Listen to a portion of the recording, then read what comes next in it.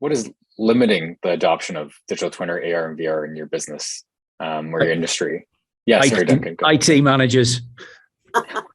IT managers every time. People who don't want to change the systems that they've got and think that that this is going to create a massive problem for them to manage.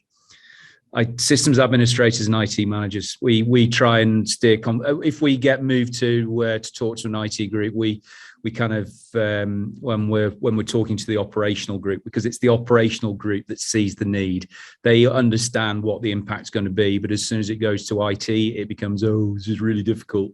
And what we have to do is we have to go through an education process with those teams if we're going to be really successful, and it slows things down. It'll slow a contract down by 6 months if the IT group get given ownership over an operational group.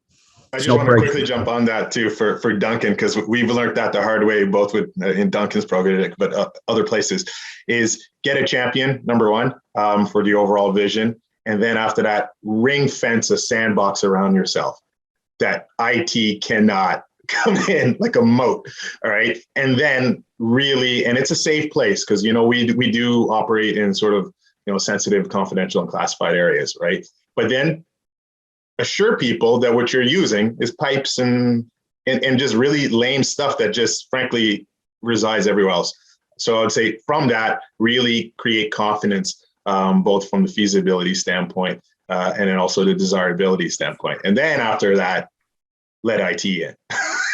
But yeah, I want to echo Duncan really, because that's, I'll leave it at that. I don't know if I'm going to, maybe you can ask some questions here initially, but first of all, I think that IT question is interesting, and I think I've seen it. Well, half, or we'll say 3/4 of that's often in essence.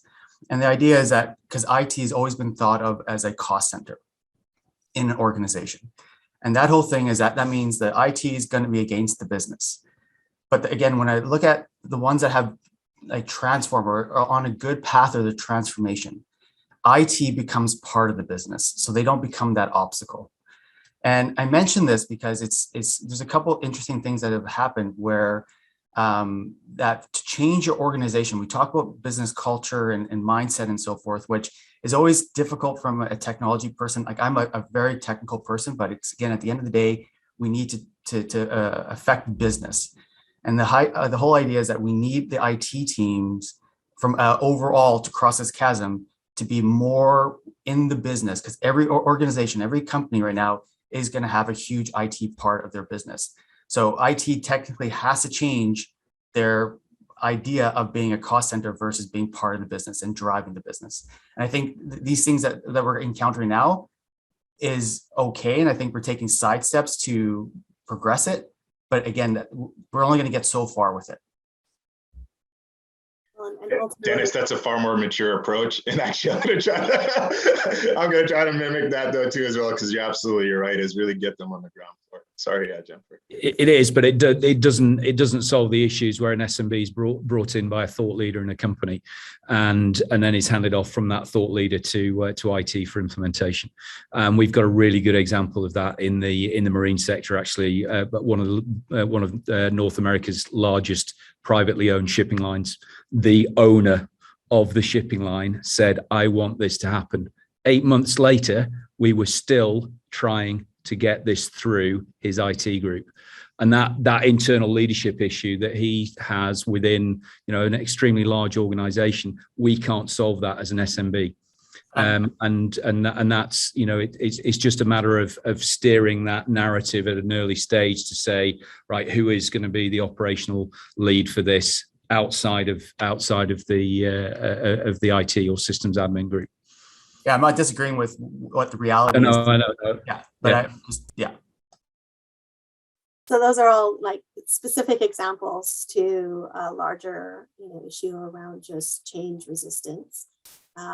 People that have done engineering design for 30 years and have already, invested the time of how do you turn flat drawings into 2D, maybe you'll use a 2D plus kind of engagement. They have all of that in place, right?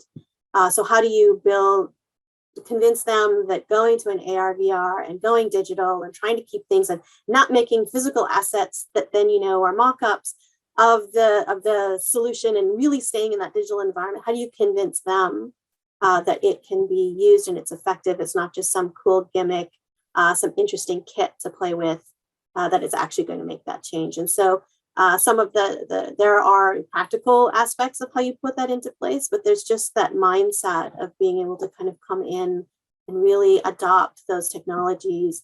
I find from our own experience, there's the thought leadership element of it. And then there's the younger generation that's potentially more familiar with the solutions to begin with, either through their, years of gaming or having experienced it at university. They often come in and they want to use those technologies, but you need to bridge between that technology and the actual outcome that they're wanting to build at an engineering level. And so you end up with kind of getting some resistance just in changing the processes that are associated with using that technology, really appreciating the advantages that it brings in. There's a lot of prove it to me again kind of stuff happening in that space as well. So there's a few things that kind of come in and stymie the speed that we'd all like to be able to move at, or that the speed that the technology will allow us to move at versus the speed that our processes will allow us to move at.